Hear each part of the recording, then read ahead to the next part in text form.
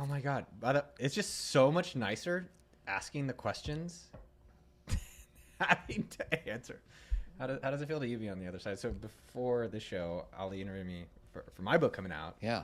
How does it feel on the other side, Ali? I quite like being a podcast guest, to be honest. I feel like I much prefer being a podcast guest than making a YouTube video. Because if you ask me a question, it's like if someone asks me a question, I can respond and I'm like in flow, I'm in the zone, all that kind of fun stuff. But if I'm just talking directly to a camera and there's no one else in the room and there's no energy, then it feels a lot harder. So I'm kind of comparing this to what it's like filming my own YouTube video, and this is just way nicer. And there's no response when you're filming your own YouTube Yeah, video. exactly. It's just a freaking camera and I'm just like, eh. Is that how you feel? Yeah, all the time. All the time. What's the question you wish people ask you? Then they're like, oh, you're like, oh, just give me that one question, dude. I can't wait. Oh. Do you have a question I wish people would ask me? I find it flattering that people would want to ask me anything at all. Yeah. Is there a question I wish someone would ask me? I don't know. I've never thought about it. But mate, that's a good question. I'm stumped.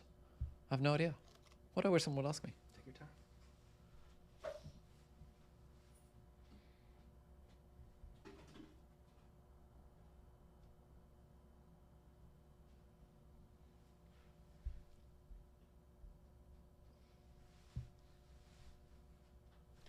I wish someone would ask me something like, what's the last book you've read that had an impact on you? Or something like that. Because I always have a new book that I've read that's had an impact on me. So I feel like that would be a good way of me to resurface the things that I've been thinking about myself. Yeah. What's the last book you've read and that had an impact on you? The last book I read that's had an impact on me is a weird one. It's The Strangest Secret by Earl Nightingale. Have you heard of this guy? I've heard of it. He's old school, like He's, radio stuff. he's like an old school 1950s US radio guy who was motivational self-help guru back in the day. And he recorded this audio program in 1956, which is like the secret to success. And his like grandchildren turned it into a Kindle ebook, which I read recently. And it's really good. I mean, the first half of it is really good. But basically, this is the first book I've read that has fully sold me on the idea of setting goals.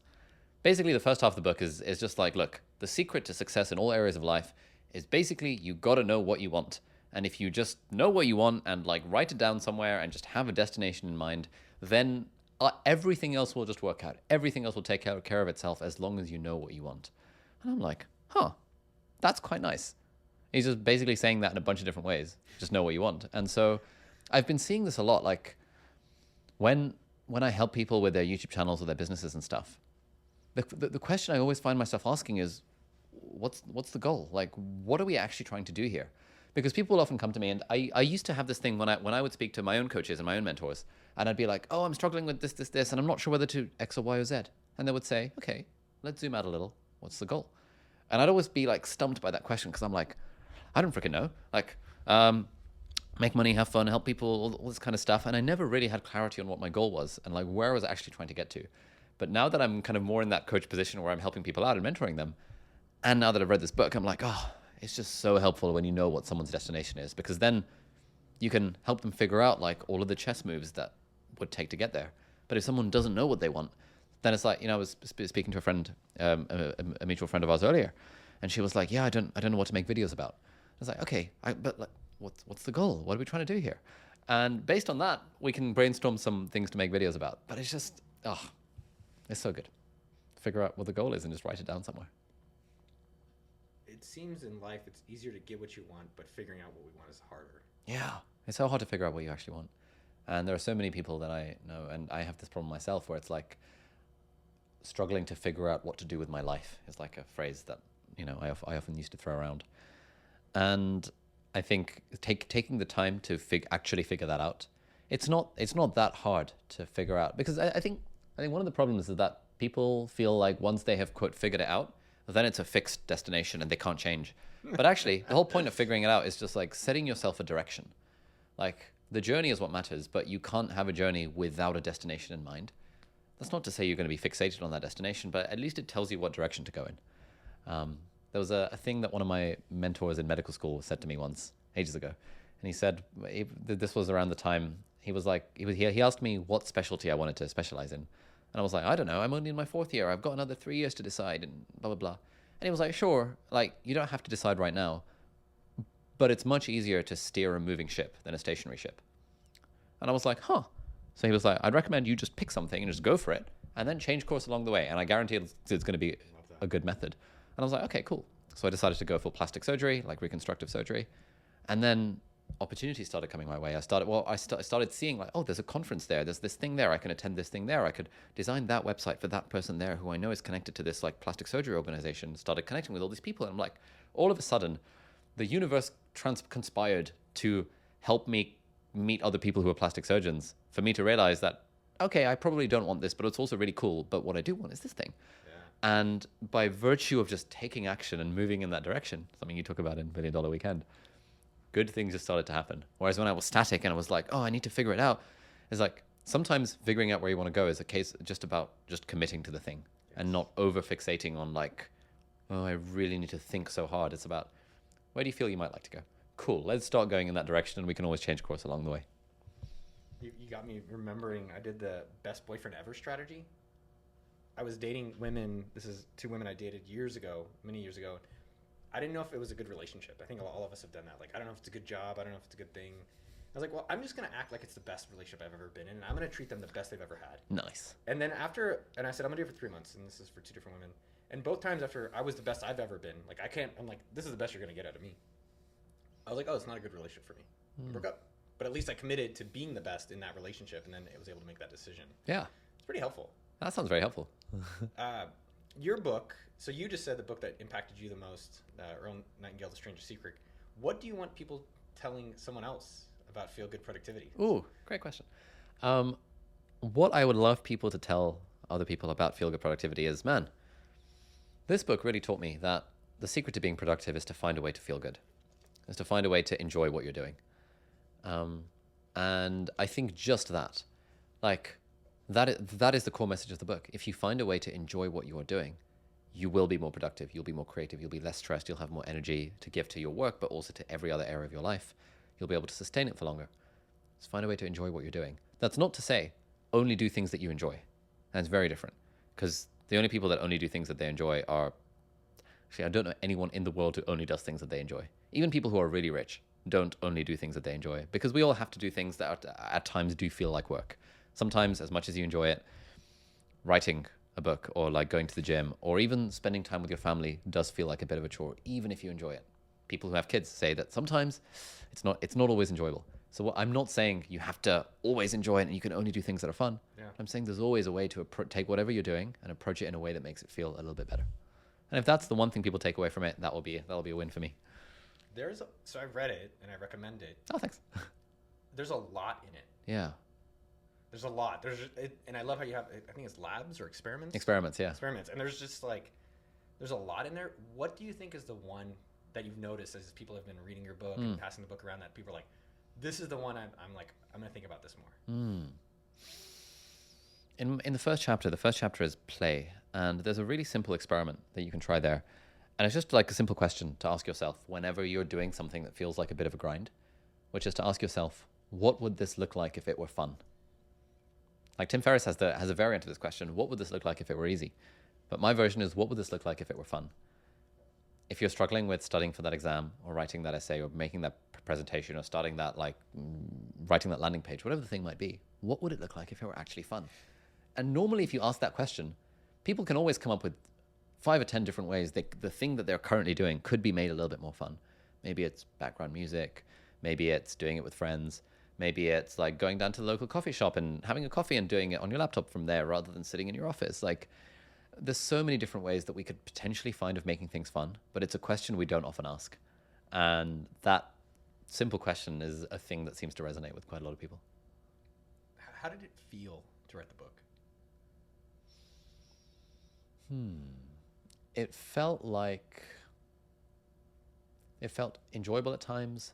It felt like a grind at times. It felt like a battle with imposter syndrome a lot of the time. It felt like scary. I'm doing this thing that feels scary because putting a book out into the world feels like a scary thing. That's going to open me to bad reviews and criticism and stuff. It feels scary. It felt scary because it's like, what if it doesn't sell as many copies as like, I don't know, I would like it to sell, even though I don't really know how many copies I'd like it to sell. But it also felt quite joyful at times along the way, where it was like when I was researching something and things suddenly came together and I was like, oh, that's it. Like all this reading I've been doing, this is the one thing that is like ties it all together. Yeah. So there were parts of it that were super fun, parts of it that were less fun. But now that I've done the process once, I'm excited to write future books because I know what I would do differently next time. So I'm I'm one and done. I'm like, this is my best book. It's the only book, $1 Million Weekend. Oh, interesting. I want to write a book every few years. Oh, wow. And then, so what did you say? What would you change, or what did you regret in this process? Yeah, I won't say there's anything I regretted because I learned from the whole thing. But what I would change is I would have the title and the hook in mind from day one before I even begin writing. I would. The way I want to approach future books is I wanna have the title sorted. I want to have the sort of 1 paragraph sales page completely nailed. I want to send that to hundreds of people to be like, is this a Grand Slam offer right now? Just purely based on the title and the 1 paragraph sales page. Yeah. Once I know that that is a Grand Slam offer and the thing that the core concept of the book seems to resonate and people are like, yeah, I would definitely buy that. Then I would explode that into chapter headings. And then I would A/B test the shit out of those chapter headings to test with the audience to make sure it's like, here are 50 different chapter titles. What are the top 5 that you'd be most interested in reading about? And getting the data from the audience to be like, if I want to write a fitness book, and maybe there's a chapter on like the most productive ways to stretch, maybe that suddenly gets 80% of the votes. And I'm like, oh, okay, cool, interesting. That's the thing that people want to hear. And then I would approach that as the title of a YouTube video. Because I'm very good at making YouTube videos, and I've never written a book. So this was a lot of like trying to learn the thing from scratch and working with the editors and so much back and forth. But I know how to make a YouTube video. So if I approached it as like, this book is 10 different YouTube videos, which all then, all the research I'm then doing for those videos is for a YouTube video where I test the ideas, I turn it into a Twitter thread, I test the ideas a bit more, I take the stuff that's good, that's resonating, I put it into the book. I would do so much more of like a startup-y, lean startup-y kind of a way of writing a book. This one was very different. This one was a lot of just like in the weeds, in the research papers, in my own head. And I would do things differently next time. I'm happy with the way it turned out, but it was a lot more of a painful process than I hope the second one will be. What was your productivity system to put together the book? Or approach? Yeah. It changed a lot. So it took 3 years from start to finish to get this book out. How long does a YouTube video take? Like 3 minutes. Yeah, so it took 3 years. So in that time, I learned a lot about myself. I learned a lot about productivity. At the start, I thought that, how hard can it be? It's like, I type pretty fast. I can write 2,000 words a day. A book is 60,000 words. That's a 1-month job, easy. A book is just a collection of blog posts anyway, right? Like, books can just be summarized in a blog post. Like, the only thing that a book is just a few points padded out with a load of fluff. Those were the stories I told myself. And so I wrote 2,000 words on day 1, day 2, day 3, day 4. And 8,000 words in, I'd run out of material. I was like, I've literally written everything I can possibly think of. And I've got like 8,000 words out of a 65,000 word book. This is bad. And that was when I dove into the research myself, and I started like reading papers and stuff and coming across like way more stuff. I think initially I tried to delegate that out. I was like, I don't need to be doing the research myself. Let me hire a research assistant. So I hired a research assistant, and he was really helpful, but it was not the same as me doing the research myself, because like I've got the science background. I literally did a degree in psychology where I was literally reading research papers and writing essays about them. That was where I ranked first in my university for that particular year, that particular degree, because I just love this shit. And I was trying too hard to delegate that process away. But now I realize that actually me being in the weeds with it was really fun, really exhilarating, and led to so many more insights than outsourcing it to an assistant. And so your productivity how did it evolve? So you wrote everything in 8,000 words, and then how did that shift over the next few years? Yeah, then it was a lot of research, a lot of outlining. I think there was another thing that might be useful for people, which is there were periods of time where I was writing the book in parallel with other things. I was like, okay, I'm going to do 2 hours of writing in the morning, and then I'm going to do my this, then I'm going to do that, then I'm going to do this. And I made very little progress on those weeks. But there were weeks where I was like, the only thing I'm doing this week is writing the next 5 chapters. That's literally the only thing. Or the only thing I'm doing for the whole day is to work on this chapter, and I'm going to get it done by the end of the day. Those were the days where I made tons and tons of progress. Now, people say that like, oh, but a writer only gets 4 productive hours in a day. So I was like, okay, if I spend the first 4 hours writing, then that's good. But what I didn't realize is that you got to take procrastination into account. You got to take the screwing around into account, the sort of getting set up, getting a coffee, going to the toilet, and getting set up, getting into the swing of things. And on days where I had anything on the calendar other than writing, I didn't seem to make much progress. But on days where the only thing I had to do was work on the book, I made loads of progress because I got into that headspace. And I think this works differently for different people. There are some people who do a really good job of like making small amounts of progress consistently with a large number of things. But I think for me, what I've realized is going all in and fully focusing on one thing at a time is way more effective for me personally than trying to do multiple things in parallel. As I was reading your book, and what I noticed is there's just so many different things you encourage people to think about and test out, experiment to find the ways that they're productive. I was trying to think about what is productivity? Because on one hand, I wrote down productivity. For me, it's speeding up your track speed. Like, that's my first thing always. Sure. And then I was like, okay, is that productive? And I was just trying to think about what is productivity. Yeah, for me, productivity is doing the things that matter to you in a way that's intentional, effective, enjoyable, and sustainable. There's like quite a lot that goes into it. So doing the things that matter to you in a way that's intentional, like you're intentionally doing them, you're effectively doing them, as in you're not like screwing around. You're having fun along the way, and it's sustainable. And I think if we can get to those things, that is when we're truly productive. Because yeah, you could be productive with like, I was big on keyboard shortcuts and typing speed and all that crap. But if you're working on the things that don't really matter, then all of that productivity is wasted. So there's some element of like intentionality and meaningfulness that's important here. Yeah. Similarly, if you're sprinting and doing the thing and burning out, that's also not productive. So it's got to be sustainable. And like the whole thesis of the book, and partly of your book, is that the process should be enjoyable. Because if the process is enjoyable, you're just going to be more productive, but it's also going to be more fun, more sustainable, more energizing. All the good things will happen if you can find a way to enjoy the process itself. So to me, productivity is like all of those things, which some people would say is cheating because I'm defining productivity very holistically, but that's how I think about it. So it's my book. I can do what I want. Yeah. Who is someone in your audience or your team that you've seen that you've changed and helped them through productivity? What's a story that comes to mind? One of the guys on our team, his name's Tintin. He's our YouTube producer, and he also loves all these like productivity books, personal development books, and he's read a lot of them. And so he was really helpful in giving feedback on the early drafts. And he just sort of read a draft in like a year ago or something, and like 6 months later, he just said to me, that first chapter, I've been actually applying those insights for the last 6 months, and it's completely changed the way that I approach he's doing a side business.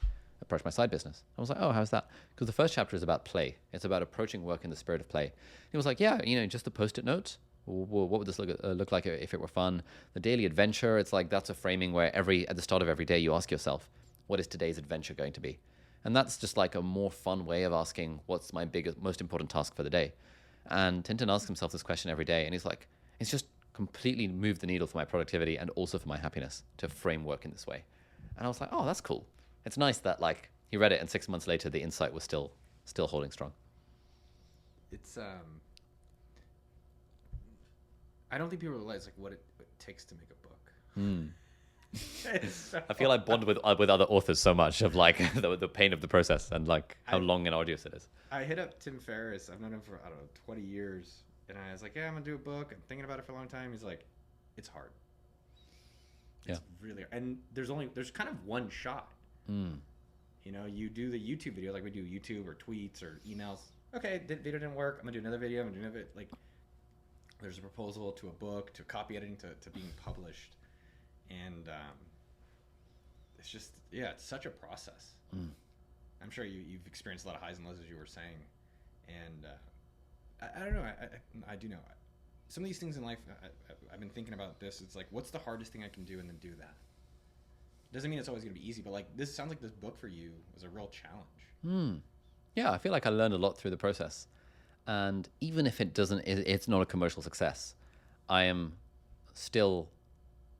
proud of what we collectively have created, as in me and our editors, who have been amazing throughout the whole process, and our research assistants. And even if it's not a commercial success, I've learned so much along the way about how to write a book, and how to put research together, and how to kind of the marketing side of things and all of that stuff. 100%. Like, yeah. Well, it's kind of when we were talking earlier today, I thought what was really powerful and really interesting is that you started your main YouTube channel at what age? 24. 24? Yeah. You were commenting how 23, I think yeah. at 16 you did web design, and then you had an affiliate side, then you did all these things, and you started all this stuff that eventually led you to get to YouTube at 24, which has led you to success with it. I think you would say it's success by 29, and it's getting going. Yeah. We talked about starting, and same with this book. It's interesting. You said something kind of in passing. It's like I do believe a lot of us have fixed mindsets. I read a book, and that's the book. Which for me, I'm happy with one book. But this is your first of many. Yeah. Right? And the fact that you got it going led you to think about, all right, well, how do I want to do it differently next time? And Exactly. I think that's such a powerful lesson for everyone out there. Yeah. Which is, if you want to get somewhere, great, just start now, whether it's writing, whether it's content, whatever it is. And then now in the future, you know how you want to improve that. Exactly, yeah. And, one of the things I love is, another book I read recently is The Practice by Seth Godin. It's really good. Basically, it's the whole book is just lots of different ways of saying, focus on the process, don't worry about the outcome. And his whole thing is like, if you're making one blog post every week, it means that you're not that attached to each individual blog post. It's like, it's a bit of a dud. That's okay. I'll do another one next week, and again, and again, and again, and again. And I think having that approach is actually very useful for writing a book as well, because this was a 3-year-long project. But like Ryan Holiday, writes books every 1 to 2 years, and some of them are less best-selling than others. Like Courage is Calling, no one cares about Courage, but Discipline is Destiny. Man, people love Discipline. Or Obstacle is the Way is still selling. Ego is the Enemy is still selling, but no one really reads Trust Me, I'm Lying, or like very few people read The Perennial Seller, even though it's very good. I've read all of them. Oh, nice. I haven't. And it's like, he's just prolific. He's just producing all this stuff. And it's, in a way, I admire that approach to creation. I think, yes, there's a lot of, the counterexample is like James Clear has got one book and has sold more copies than all of Ryan Holiday's 15 books combined. But also, I don't know, I think there's something really nice about the constant creative act of learning, researching, synthesizing, and putting something out there. And saying, hey, this is what I've done. Take it or leave it. I hope you'll find it helpful. And just doing that a lot. And to me, that feels like a good way of living life. It's not everyone's cup of tea, but I can imagine myself at 50 continuing to write books and continuing to learn new things and being like, yeah, I want to write the next book. How do you figure out what to be productive on? Yeah, this comes down to that conversation around goal setting. It's like figuring out where you want to go. The way I approach it is like a few different ways. So essentially in each of the major areas of my life, so work, health, and relationships, I have a goal in mind, or 2 or 3, of like, okay, this is where I want to go. And I like the idea of annual planning, of like, okay, I in the book I call it the 12-month celebration. 12 months from now, you and I are sitting here, we're having a conversation. What are we celebrating? What are we celebrating in our health? What are we celebrating in our relationships? For me in health, what I'd love to be celebrating, oh no, man, the last 12 months, I've been hitting the gym 3 or 4 times a week, and I've done that without fail. Even when I was traveling, even when I was ill, I was just hitting the gym at least, fairly consistently. And now, check me out, check out the biceps. I would love to be celebrating that with you 12 months from now. Cool. That tells me that that's something I'd like to be productive in. I'd like to find a way to make the process of going to the gym intentional, effective, enjoyable, and sustainable. Nice. When it comes to relationships, this time next year, I'd love to be married. I'd love to be having a kid on the way.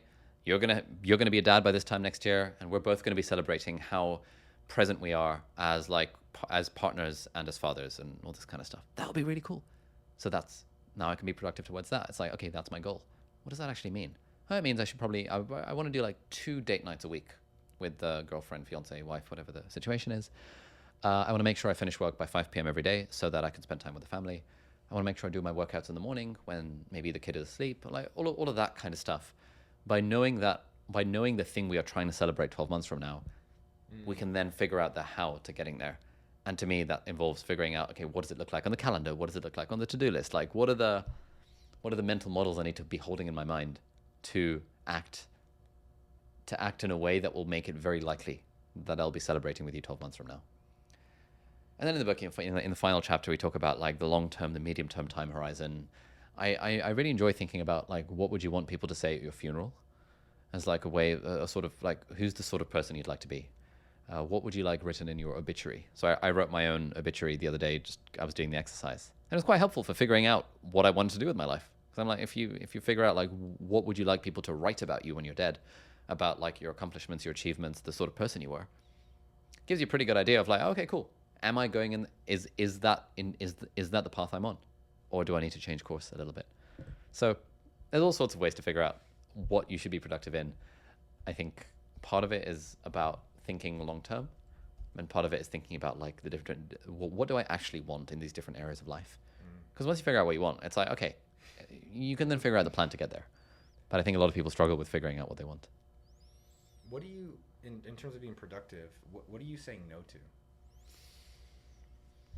Yeah, these days I say no to anything that doesn't take me towards the things that I know that I want. And it's gonna keep coming back to that. So these days, what I say no to is something that helps me make money, but that where the process of that doesn't feel good. So, for example, if it's a sponsorship deal with a brand that I don't actually use, I'd say no to that because I don't need the money. I don't want the money anymore. If it's like, hey, can you travel to this random country when you're in the middle of a vacation with your girlfriend to give a random talk and we'll pay you $50K for it? I'm like, actually, I'm at a point in my life where I can comfortably say no to that. So things like that, where I want to make sure that the things I'm doing I'm not just doing for the money, because doing something just for the money is a terrible reason to do something. Once you're at a point where you no longer need to be optimizing for making money, once you've got your family's basic needs met. What stood out to you about the obituary that you wrote for yourself? What stood out about it was that, like I wrote something to the effect of Ali Abdaal was one of the greatest teachers in the world. He throughout his decades of creating, writing, and videos and stuff, he like harmoniously integrated loads of disciplines to help people live their best life in terms of body, mind, heart, and soul. And I was like, as I was writing that, like this idea of body, mind, heart, and soul came to me. I was like, huh, that's interesting. I must have heard it from somewhere because it didn't just come to me spontaneously. But like, it's like body, mind, heart, and soul. That actually feels pretty good. Like productivity is sort of mind. I want to do a book about fitness at some point once I go on my own fitness journey. That's about the body. Heart, I mean, that's relationships. I want to do a relationships book at some point. And soul is like spirituality. I want to write a spirituality book. And I was like, huh, that's pretty cool. Like if that is my body of work in the next like few decades, body, mind, heart, and soul. And then my YouTube content or whatever platforms are around then, podcasts, I'm fairly platform agnostic. The stuff that I teach is about body, mind, heart, and soul. That's freaking sick. And I was like, oh, I now have this vision for like the sort of body of work that I want to do. And maybe it'll change, but at least for now, I have this idea of like, that's kind of where I'm getting to. Yeah.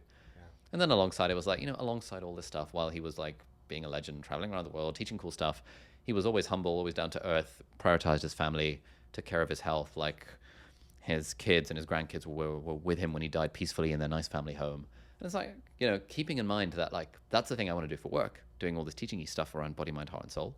But actually, I want to prioritize my family first. And I want to be there for my kids, and for the wife, and for grandkids, and all that stuff. And I don't want worldly success to come at the expense of personal relationships. So that's the obituary. And so that's a pretty reasonable painting of the destination. I'm like, great, let's start moving in that direction. Love that. Yeah. How come, I was looking at the back of your book, Feel Good Productivity, and it said Dr. Ali Abdaal. I was like, oh shit, he actually is a doctor. Oh yeah. I forgot. I know, I've known you a while. Yeah. How come you didn't put it on the front of the book? I felt a bit uncomfortable putting it at the front of the book because I'm no longer practicing. And I didn't want the doctor thing to be a key part of the story. I wanted, it's a key part of the backstory, but it's not part of the forward story. It's like, that was a previous life. So we put it in the back of the book because it's kind of cool. It's like, oh, he's a doctor as well. But I didn't want to put it at the front for that reason. But you do include stories about, your opening of the story is you as a new medical doctor and making a mistake. Yeah. And then there's stories throughout it about your medical experience. I was just kind of like, I forgot until I saw it in the back of the book. Yeah. It was a conscious decision. This is why my YouTube channel has never been called Dr. Ali, because I when you lead with that, it's like it puts a certain expectation and a certain attachment to that identity, which I don't really want anymore.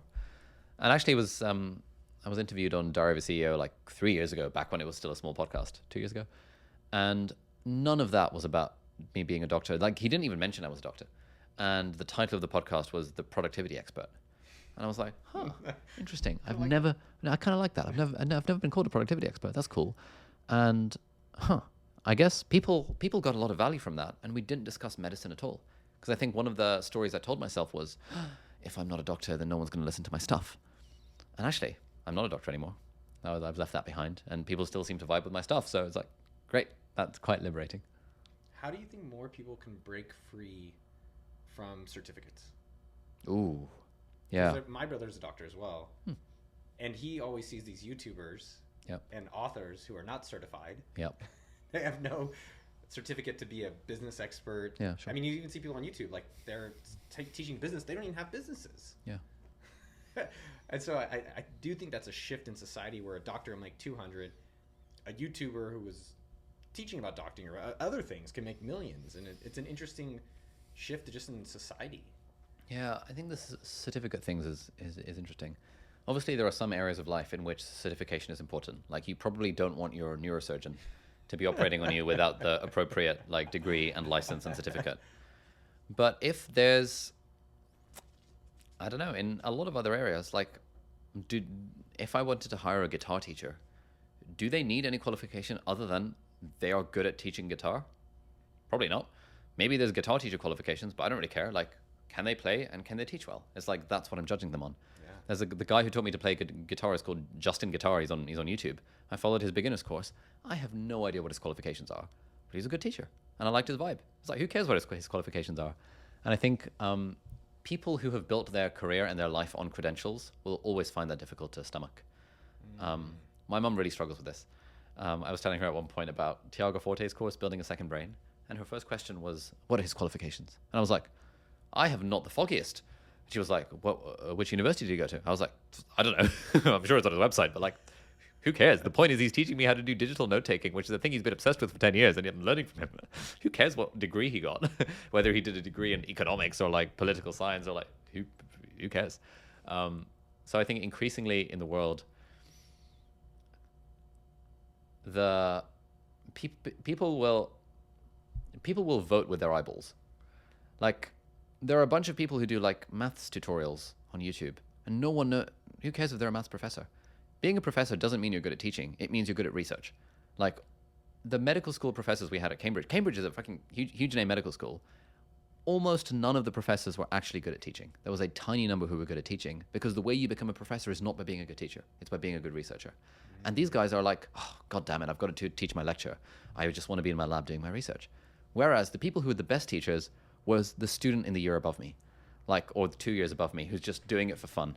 They don't have a qualification. They're not a doctor yet, but they're like, they know the subject really well. They understand me. They have empathy for where I am because they did it last year. They've got really good notes. They have good vibes. They have energy. They bring sweets to the classroom. Like, that's the person I want to learn from. And there's a place of learning from experts and credentials and stuff. But I think increasingly the world is moving towards, if you can actually do the thing that you're claiming to do, and people like it and people are getting value from it, then who cares what certification you have? Again, provided it's not like neurosurgery or stuff like that. Yeah, you don't really ask your doctor when you're coming into emergency room. Like, can I see your degree? If you have an emergency, just like, I hope this person can help. Yeah, exactly. What have you learned about effective teaching through teaching yourself so much and creating a book about teaching people how to be productive and creating all this YouTube and courses? What have you learned about what makes an effective teacher, or what are some stories or things you've seen that help you teach? One thing that I keep on coming back to is that teaching is a performance art. And the best teachers are really good entertainers, and they can tell a really good story, and they can keep you engaged through something that might otherwise be boring. We had a great teacher in first year who was doing physiology. He was a Canadian lecturer, actually. He was like the best guy we had teaching us that whole year. And he just made it so engaging. He didn't have PowerPoint slides even. He would like draw diagrams on a little overhead projector, like old school, even though he could have used PowerPoint or like interactive whiteboard or anything.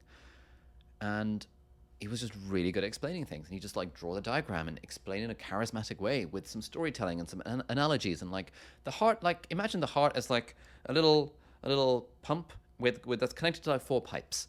And here's the little pump, and here are the 4 pipes. Okay, cool. Now imagine when you squeeze the pump. Here's what's happened. What's going to happen when you squeeze the pump? Well, a line's going to go there, a line's going to go there. It was so engaging and so nice. Compared to some of the other lecturers that were like dense PowerPoint slide, loads of references, handouts that are just boring. They were just boring. It's like, I think a huge part of being an effective teacher is being engaging and being fun, and it's a performance art. I used to do close-up magic back in the day when I was at university, and one of my dreams is to have my own stage show, kind of like Darren Brown meets Jay Shetty meets like Tony Robbins ish. And I think there's something around people who are into entertaining often tend to be good teachers as well, at least from what I've seen on YouTube and in real life. So I think that's a really underrated part of teaching. What did your parents do for a living? Both my parents are doctors. So my mum is a single parent. My parents divorced when I was like 1 year old, so I never really knew my dad. But he's a doctor in Pakistan, and my mum is a psychiatrist, so specializes in mental health disorders and stuff like that. Yeah. Do you ever interact with your dad? Not really. We hang out with him every few years when we go back to Pakistan, grab a bite to eat or something like that. How's that? Kind of awkward. I don't really know him that well. It sort of feels like a distant uncle that you sort of know that you're related to, but like don't really feel that close to. But you know, it's a vibe. It's a vibe. Yeah, I think like not growing up with a dad, it's very hard to imagine what it's like having a dad.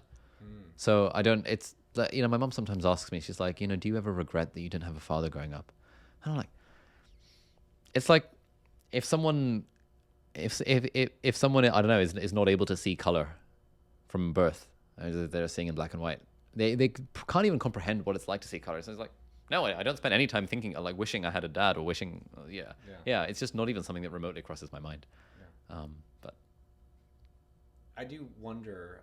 I've seen patterns. One, similarly, my parents divorced early. Luckily, my stepdad was great, and my father. I think a lot of my business was to try to get him to acknowledge me.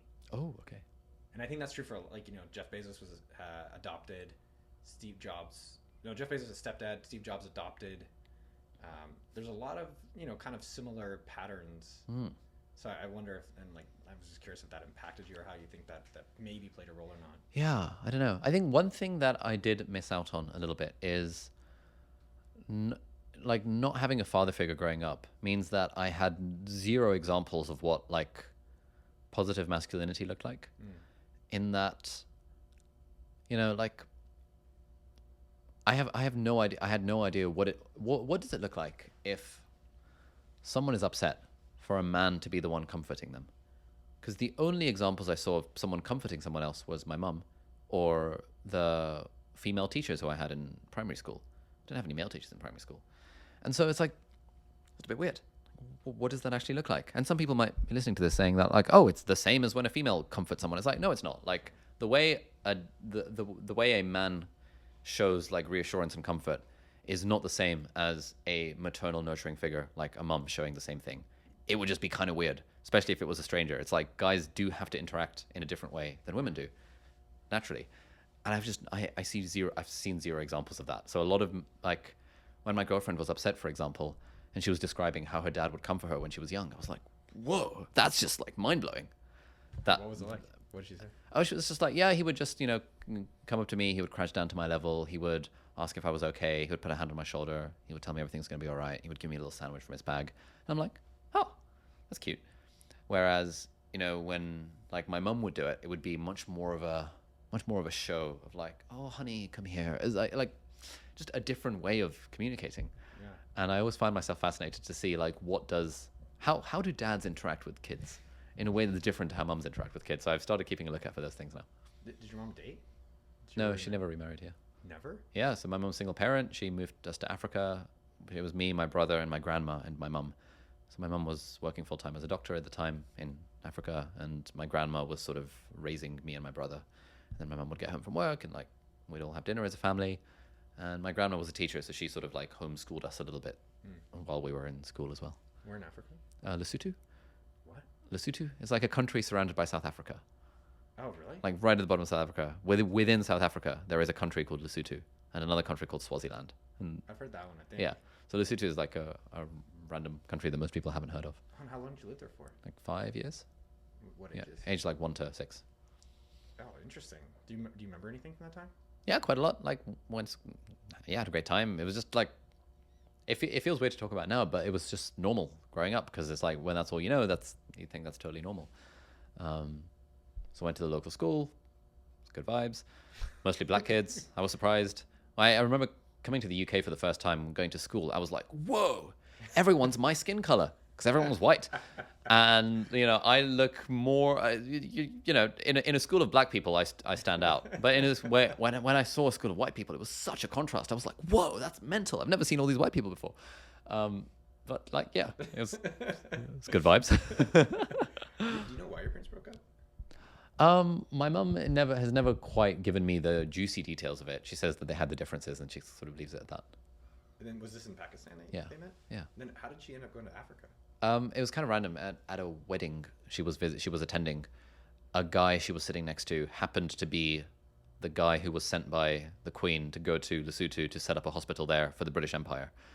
And he just happened to meet my mum at a wedding. And my mum was like, oh, you work in Africa? Interesting. I've always wanted to work in Africa just because it seemed cool. And he was like, well, do you want a job? We're looking for doctors. And she was like, huh, actually, yeah, let's go. So she took me and my brother and her mum, and we just all moved to Africa from Pakistan. It's kind of rogue. That is rogue. What other ways? How did your mom raise you? And then what were house rules? What are the house rules? There was a big emphasis on education. So from Africa we moved to the UK because of education. So my mom and grandma always valued our education as like being the ultimate thing. And so there was a real emphasis on doing well in school. I was lucky because I was naturally smart, and so I just did well in school by default.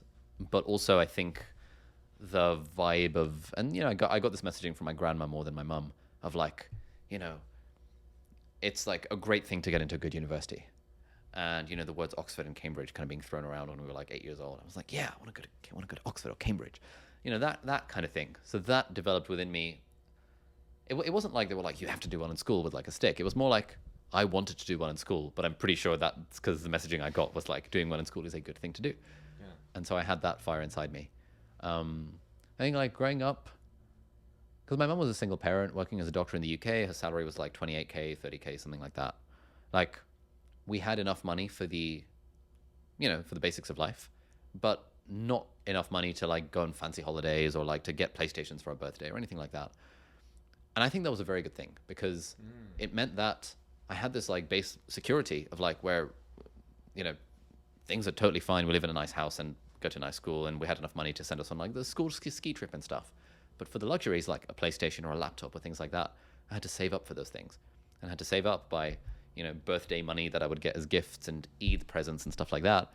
But also I got myself a part-time job teaching maths and private tutoring and trying to make websites on the internet. And I think had we had more disposable income growing up, I may have had less of an entrepreneurial drive than I did. And so me and my brother would be thinking like, oh man, if we can just make £200 this year, we'll be able to get an extra monitor for our desk setup and stuff like that when we were kids. Whereas I had friends who would get like PlayStation 3s and stuff for their birthdays, and they had no entrepreneurial drive. So I wonder if there was something around growing up with enough money so as to not worry about like poverty, but not so much that like you had everything handed to you. That developed that desire to make money on the internet, which I am so grateful for. Did your mom trip out when you quit doctor, or was she happy about it? She tripped out quite a lot. she's over it now. But at the time she was like, because, for her, I think for immigrant parents, the whole thing is like safety and security. And medicine is a very safe and secure profession. And so to trade something that's safe and secure for like this YouTube thing, like what the hell? Like, where is this going to go? Like, what if it doesn't last? All of those things are fears that I had, and fears that were magnified 100-fold in my mum, because she was like, oh my goodness.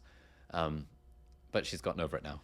So yeah, it's pretty chill these days. Does she watch all the videos? No, she's kind of stopped now, I think. I don't know. Really? Yeah. She listens to the podcast that I do with my brother. But like, to be honest, we produce too much content. Like, it's a full-time job to keep up with it. Yeah. What was the most trouble you got in as a kid? Most trouble I got in? Oh, one time I was trying to learn. I think I was like 13. I was trying to teach myself how to program viruses. And I found this like article about how to write a Trojan horse as like a backdoor into a computer. And I had the code on like a USB memory stick, and I only had one USB memory stick, which was also the thing I used for my schoolwork. And so I plugged it in just randomly in one of the school computers to do my school transferring PowerPoint files or whatever. And the school's antivirus system picked it up because it was a really unsophisticated, basic ass Trojan that I'd written just as a sort of tutorial project. And then the antivirus flagged up. Then I got a call from the deputy headmaster being like, come to my office. He took me to the headmaster, got like major bollocking by the headmaster of the school, who was like this big imposing guy. I had to come in. They said they were going to suspend me from school for a week. And I was like the good kid. I was like, had never been in trouble. I was always like top of the class. It's like, this was very uncharacteristic for me. But I wrote like a nice apology letter. And so instead, all I had to do was come into school for a few days during the holidays. And they were like, well, this guy likes computers, so let's just get him to like open up every computer in the school and just get rid of the packets of chips and the chewing gum and the dust with a little hoover, hoover up the inside of the school computers. So thankfully I managed to get away without getting suspended from school. You see, I was such a badass. I was really cool, as you can tell. You're smoking cigarettes. Yeah, exactly. I was so cool. Was this a private school or public? It was a public grammar school, so it's like a selective public school. Okay. Yeah. How did you know you were smart when you were younger? You said you knew you were smart. I don't know. I was smart. I mean, I could get good grades without having to work too hard for it, and I saw that like the kids around me were really struggling, and I seemed to not, and I was like, huh. I don't think I told myself that. Oh, it's because I'm smart. I think that's a realization I made after the fact. What do you believe is the hardest thing you've worked on? Good question. What's the hardest thing I've worked on? Probably this book. You went to medical school. Yeah, I mean, honestly, like medical schools isn't that hard. Like once you get in, like it's quite hard to get in. But if you have really good grades, it's not that hard to get in. It's hard to get in if you don't have good grades. Now you're fighting an uphill battle. But I had like amazing grades, and I prepared for the interviews and stuff. Like I was gonna get in. It would have been weird if I didn't get in, given those unfair advantages that I had. Once you're in medical school, it's not that hard because there's a lot of support. You've got all friends around you. Everyone's trying to do well. It's really hard to fail. Like you have to kind of try to flunk out, at least in the UK. And so there've been very few things that I've like failed at as such, and very few things that I've felt like I had to really level up and really step up to get good at. And honestly, this book, while trying to juggle the business and everything else that was going on in life, just honestly making the time to just write every day, or find this periods of solitude to just focus on writing, and trying to craft a thesis that felt a bit novel, and trying to do the research at the same time. It was like writing a really long thesis. Well, I mean, like a PhD program is 3 years, and you end up with like a 60,000 word dissertation. This is a 65,000 word dissertation from a 3-year like PhD program of like looking at research papers and stuff, while doing that alongside running the business. So honestly, I would say writing this book has been the hardest thing I've done. Well, you said you had unfair advantages to get into medical school? Yeah, in that I had good grades and a supportive family and stuff, which a lot of people don't, which is why it's hard to get in for a lot of people. Do you think your success is replicable? Like other people can copy and get to where you are? Depends. I don't think someone who is in medical school now could start a YouTube channel in exactly the same way that I did and do it, because that was 6 years ago. Times have changed. But if by success we mean successful YouTube channel and business around it, then yeah, easily. Well, sorry, not easily. It's simple but not easy. It's simple in that the formula is pretty obvious. It's like find a way to create useful educational videos once or twice a week and just do it for 7 years. It's not that hard. And just aim to be a little bit better each time, even though that's unsustainable. So don't even do that forever, because you can't be a little better every time. Just focus on being as useful as possible and sell a course off the back of what people are asking you for every now and then. Like that's literally the formula, and anyone could do it. Like someone listening to this right now, if they really wanted to, could teach themselves a thing and then just make videos about the thing now that they've taught themselves the thing, whatever the thing is, and just do it for a very long time. It's like almost impossible to not succeed with something if you do it for long enough. And as you say in $1 Million Weekend, people just quit too early. Yeah. There are so few people who make it past 100 videos. There are so few podcasts that make it past episode number 3, even fewer that make it past episode number 20. Like for a podcast to get more than 20 episodes, oh man, the person making the podcast has been a real trooper, like sticking it out. I'm on 750 videos. Like it's not that hard. It's just you just got to make the videos every week and just do it forever. What kept you sticking with it for 7 years? I think in the early days it was faith and patience. Faith that something would work out, and patience that I'm willing to wait until it does. and enjoying the process and focusing on the process rather than the outcome. Like, I'm just going to focus on making one video a week, and I know something good will come of this. I don't know what it is, but I have faith that something good will come of this. And then once the momentum started, like momentum then sustains the thing. It's like the effort at the start is sort of like kindling the fire, getting the fire started. Yes. But once the fire is going, like, all you need to do is not screw it up. Like, as the channel started to gain momentum, now it's like there's new views and new comments and new likes, and all that stuff is motivating. There's money coming in. It's like, fuck, I'm making $5 a day now. Man, I could get myself a takeaway every day, and YouTube would. I'm now making $50 a day. $50 a day. I can literally eat forever, and YouTube would fund it. Now I'm making like bloody freaking $1,000 a day, and it's completely absurd. And it's like all of these things like start to snowball over time. Then, actually, it was a conversation with you 3 years ago where you were like, "Oh man, you know, you've easily got a $10 million business on your hands." Where I was like, "Oh, interesting. Let me see what products I could sell." Which kind of sparked this course creation thing, which then took us from 100K to $1 million in that year. And I'm like, that's cool. There's momentum behind that. Yeah. Once something starts to be successful, all you have to do is not screw it up and just sort of ride the wave. Yeah. But to create the wave in the first place requires the faith and the patience that things will work out. Who is the coolest channel that's gone through your YouTube Academy that you're most proud of? So there's a friend of ours called Izzy. Izzy Seeley, who started her YouTube channel as like she started during the YouTuber Academy, like the course, and she was also a medical student at the time, now working as a doctor, and she made videos about like personal development and stuff. But she made a video about how to learn Mandarin because she taught herself Mandarin in like 6 months, and that video went viral. And that was only video like 15. It took me 85 videos to go viral. She went viral in video number 15, and her channel's just crossed 500,000 subscribers, and she's only made like 50 videos.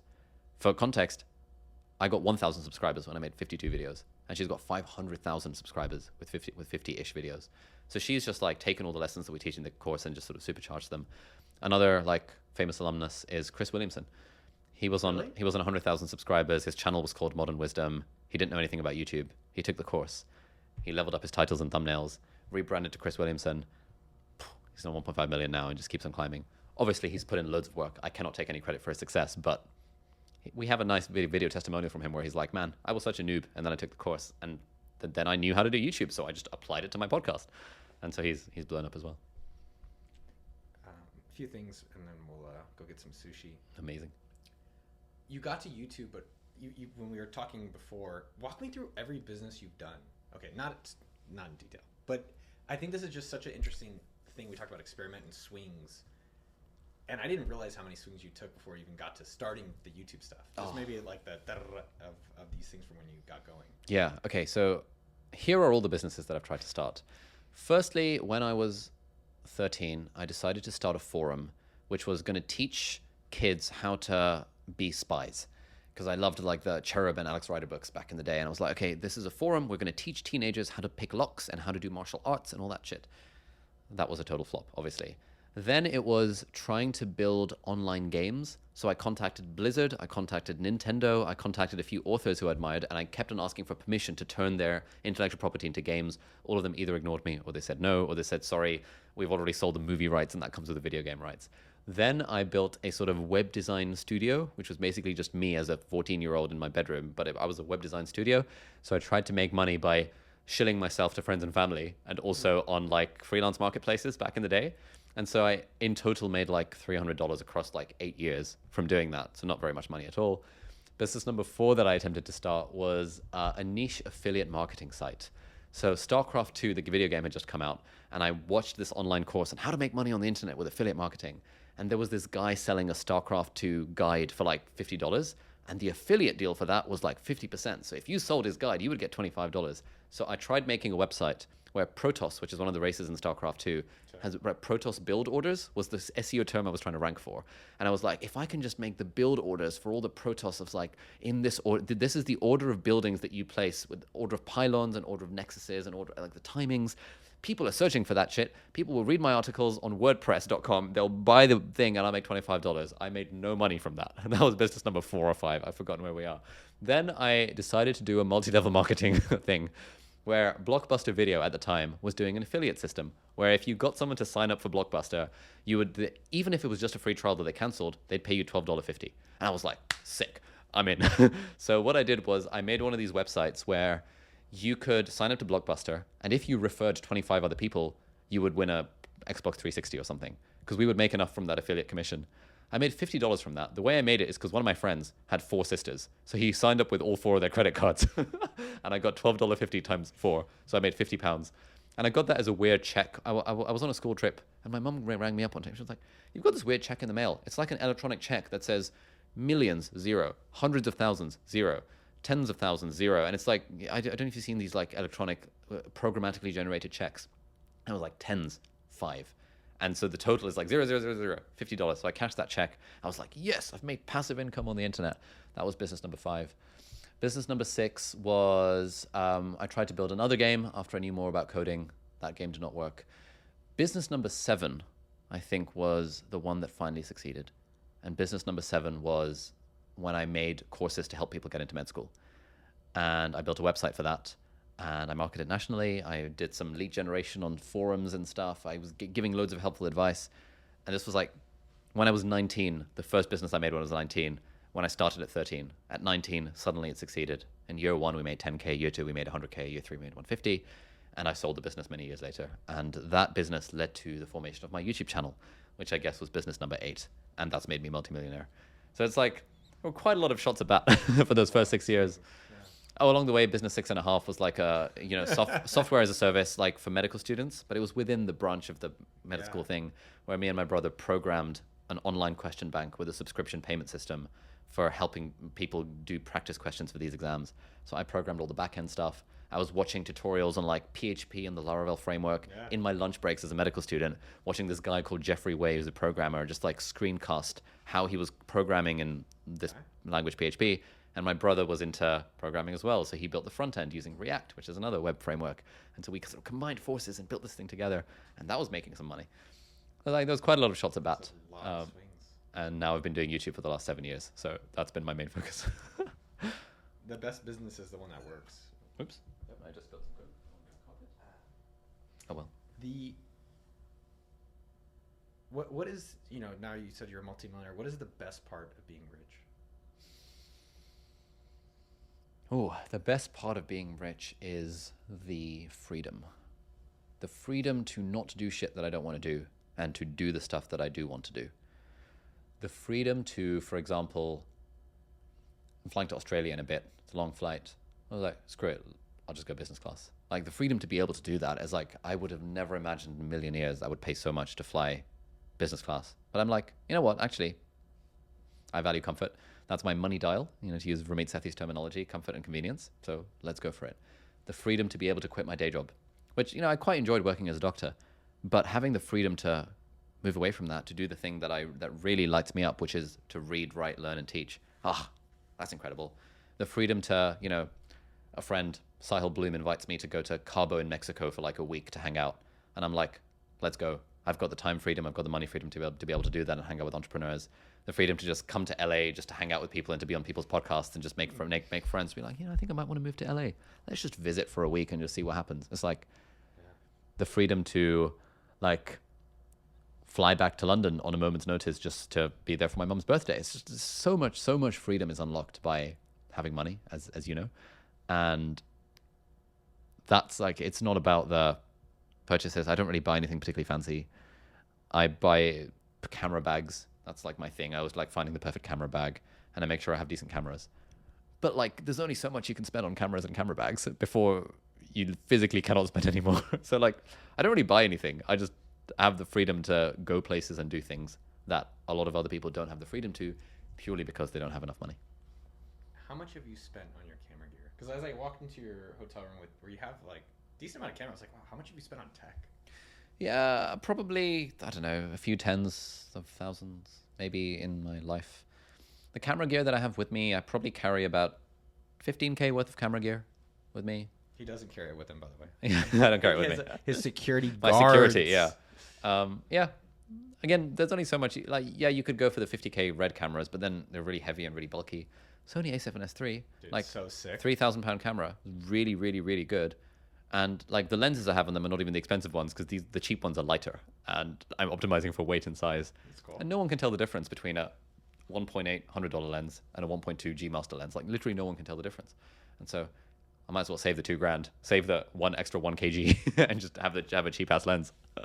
So I like finding those optimizations of like, what's the upper limit to how much is reasonable to spend on this thing, and all, in terms of like the size and the weight to that this thing will get me. You started a business recently. I'm gonna finish up because we have sushi time soon. Shout out Kazunori, you blow your mind. It's gonna be awesome. How's your keyboard? I saw you launch a keyboard. I saw it right here. Yeah. How's the keyboard launch? How'd that go? That was interesting. I was like surprised. Yeah. It didn't go very well. It sold, I think, a few tens of units.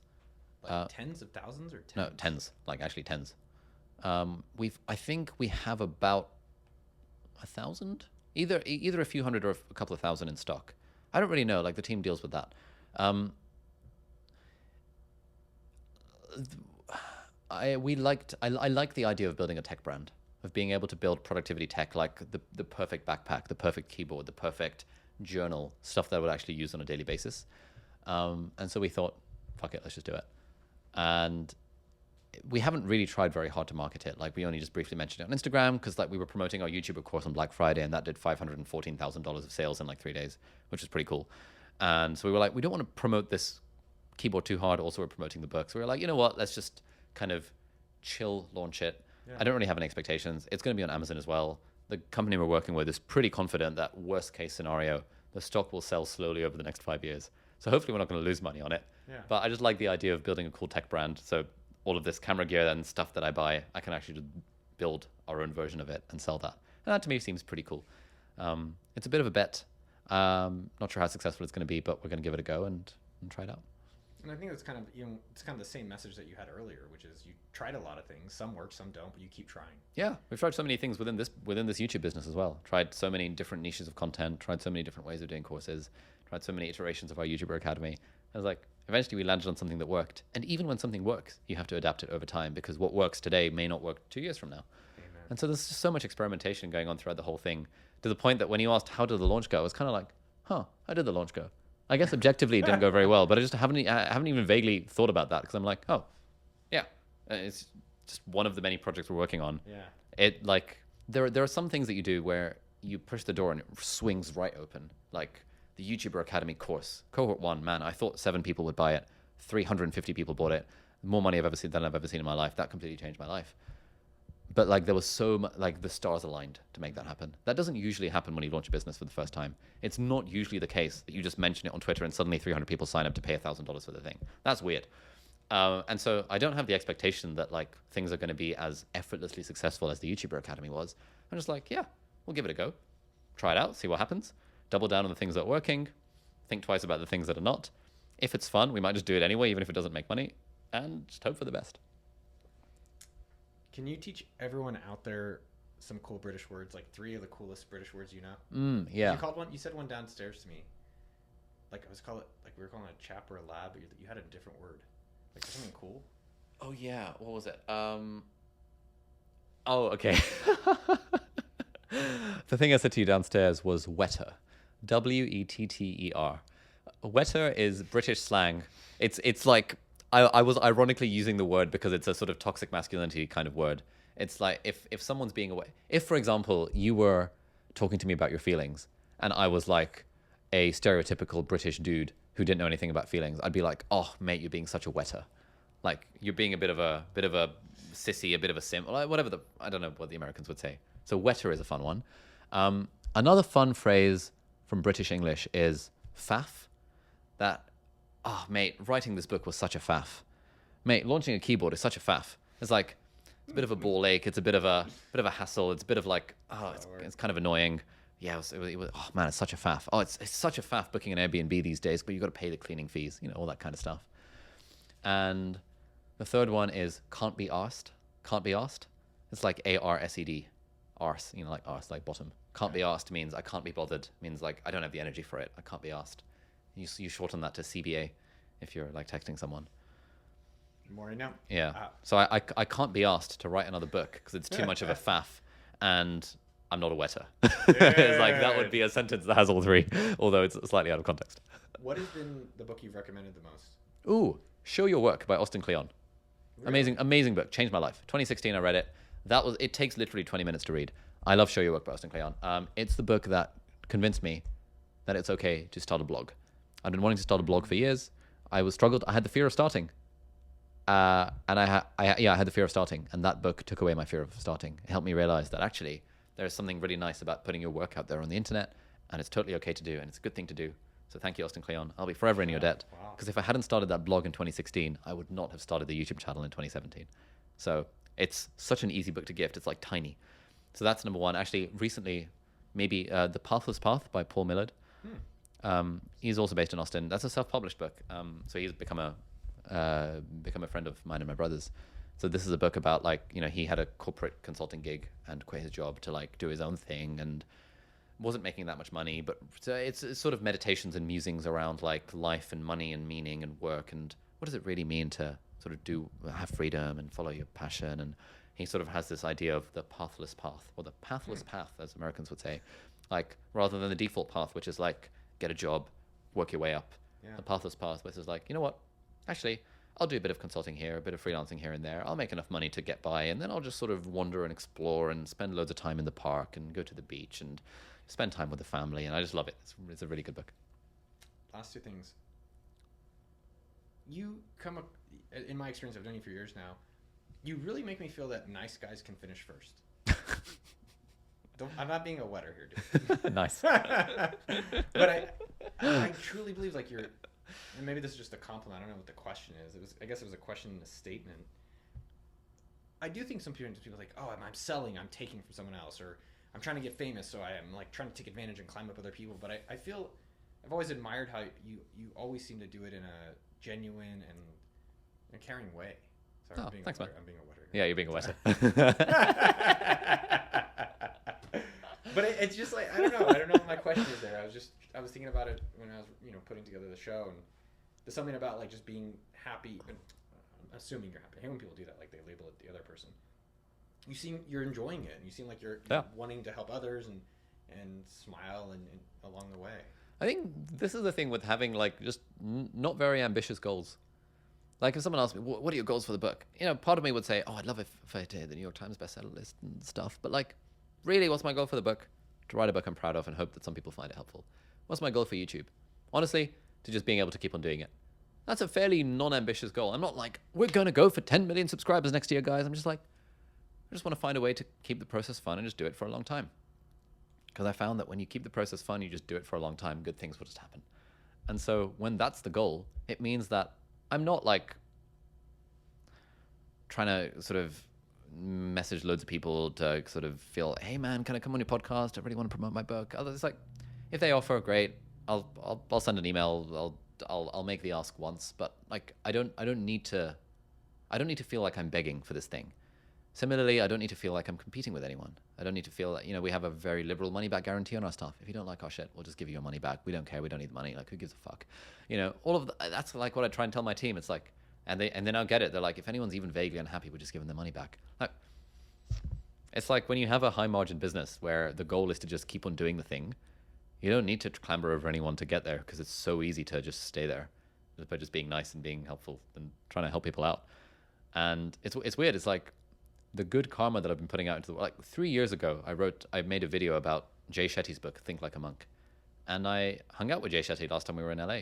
And he took me and, my team out to dinner, to lunch. Super nice guy. And he was like, yeah, Ali, I really appreciate the fact you made that video about my book. I was like, oh, I didn't even realize he'd seen it. But he'd seen that 3 years ago. And it's like the good karma for that video. It's like coming back now where he's like, yeah, if you want to move to LA, let me know. I've got lawyers, I've got contacts. And what I'm just finding is like, people in this industry are just so nice. Like everyone who's a creator is just so nice, especially in the educational space. I don't really know many entertainment people. But it's like, I was on Lewis Howe's podcast, mentioned him a couple of times in videos and stuff. And now we're mates. I had Matthew Hussey on my podcast. He lives in LA. And now we're mates. It's just like good shit just keeps on happening, because I think it's like, the whole thing is just focus on the process, focus on enjoying it, and be helpful to people along the way. And that's, I think, one of the secrets to success, if you can call it that. Ali Abdaal. Nice.